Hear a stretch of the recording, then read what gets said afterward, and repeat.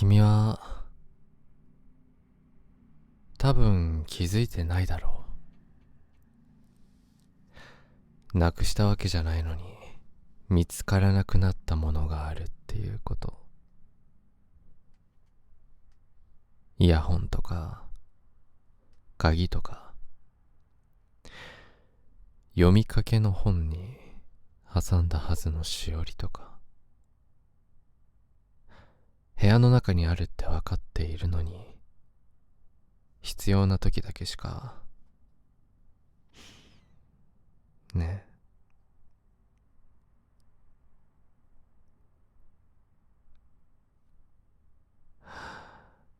正直それって嫌だよね。機嫌が悪くなる。誰にぶつけるでもない小さな苛立ち、そういうの君は顔に出さないけど指先には出るんだ。探しながら少しだけ動きが雑になるね。呼吸も浅くなる。俺はああいうのを少し嫌であり割と好き。君は知らないだろうけど、左だけ見つからなくなる夜が増えてきたと思わない？少し噛んじゃった。左だけ見つからなくなる夜。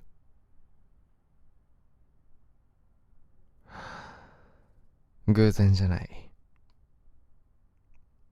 右はすぐ見つかるようにしてある。枕の横とかシーツの上とか、ちゃんと君が起きそうな場所に返してあげるよ。でも左は少しだけ遅らせるの。ベッドの端とかカーテンの袖とか、そう手を伸ばせば届くのにすぐには触れられない場所、探さないと起き上がらないと見つからない場所にある。もちろん俺は意地悪したいわけじゃないんだ。ただ君が俺を待つ時間が欲しい。探す前に一回止まるでしょ。またかって、あの瞬間がいいんだ。君はああいう時怒ってないんだよね。うん、馴染んでるっていうか、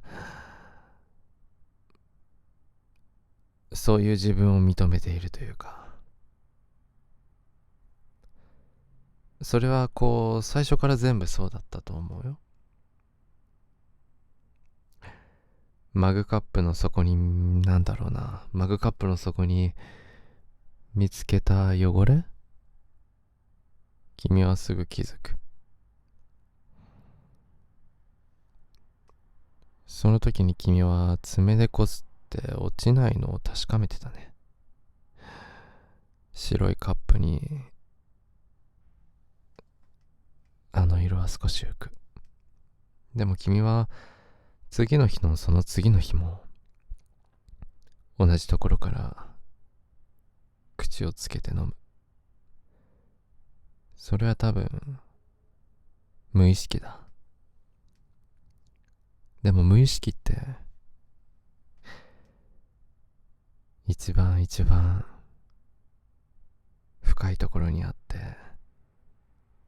当たり前ですごく素敵。君のいろんな行動を見たい。その同じところに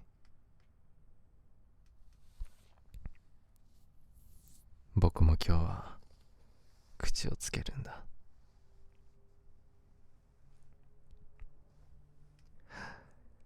誰にも見られてない、いつも同じ場所から飲む癖。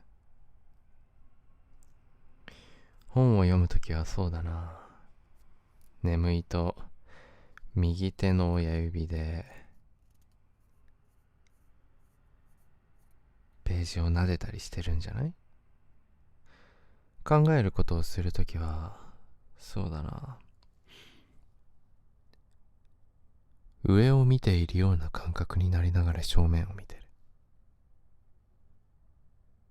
目は見開いているけれど、その光景を見ているのではなく、何かを考えてる。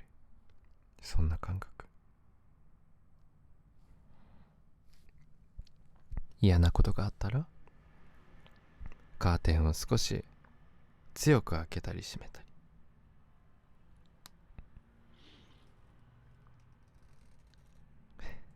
自分じゃ知らないよね。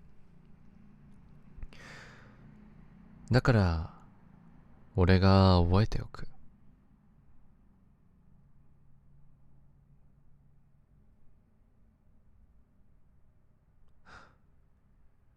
読みかけの本に紙を挟んだのは、あれは嫌だったか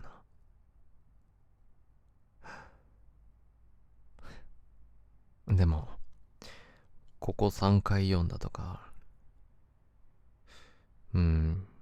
どこまで読んだなとか、ため息多いなって時、やっぱりこう印があった方がいいんじゃないかなって思って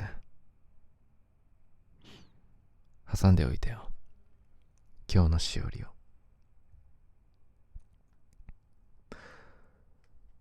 そうやってお互いがお互い支え合って生きていくことがすごくいいんじゃないかなってね。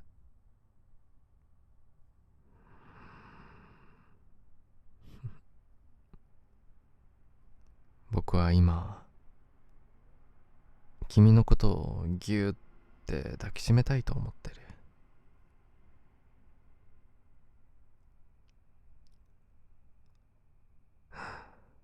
ね。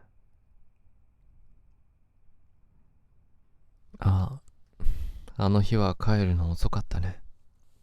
お疲れ様。鍵を開けて濡れたまま立って、玄関の光をつけてそこで止まった。スリッパが揃いすぎてたからかな。そういうのはちゃんと気づいてくれるよね。自分が雑に脱ぐのは分かってるから。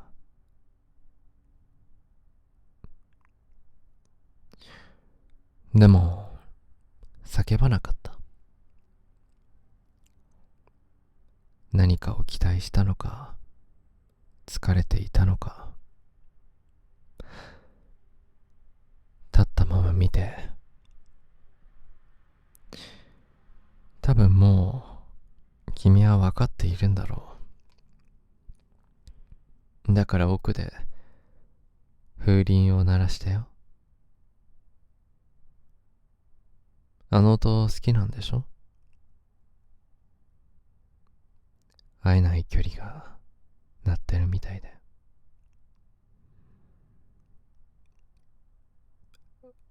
怖がらせたかったわけじゃない。ただいるってちゃんと伝えたかったんだ。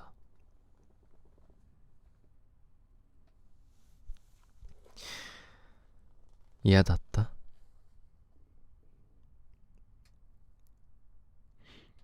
でも君はこう日々生きている中で感じたその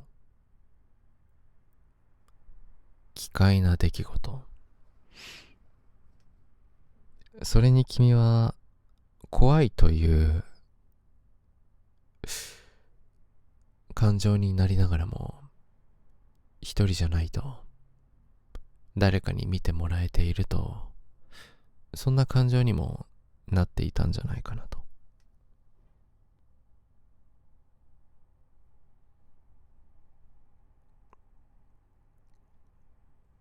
だから君は今怖がるんじゃなくて納得をしてる。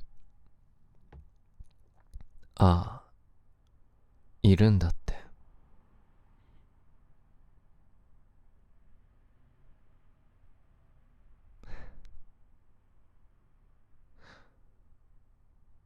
ちゃんといるよ。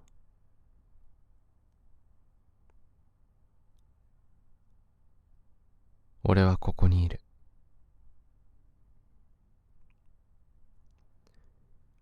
マグカップの底の青い点、しおりに挟んだ短い文字揃えたスリッパ、雨の日になる風鈴、左だけ遅れて左だけが暖かい。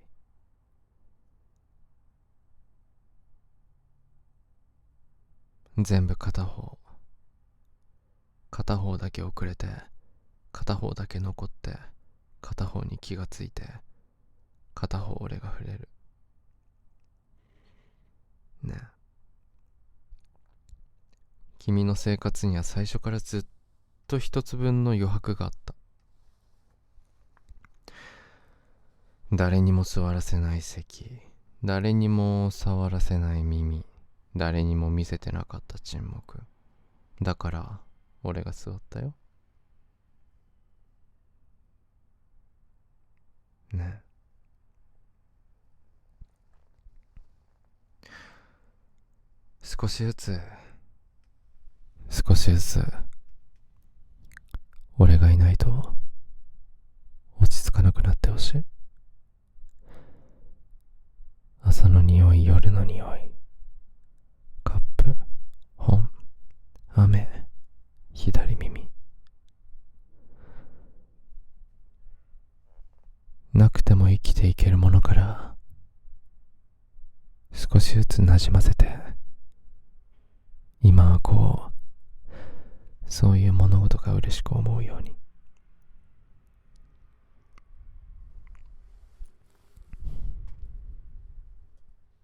物は捨てられて言葉は忘れるだろう。でも習慣は残るよ。だから俺は君の生活に物としてじゃなくて癖として置いていくね。ねえ、今夜も左からつけるのかな。もう探さなくていいよ。だってちゃんと帰る場所は覚えさせたから。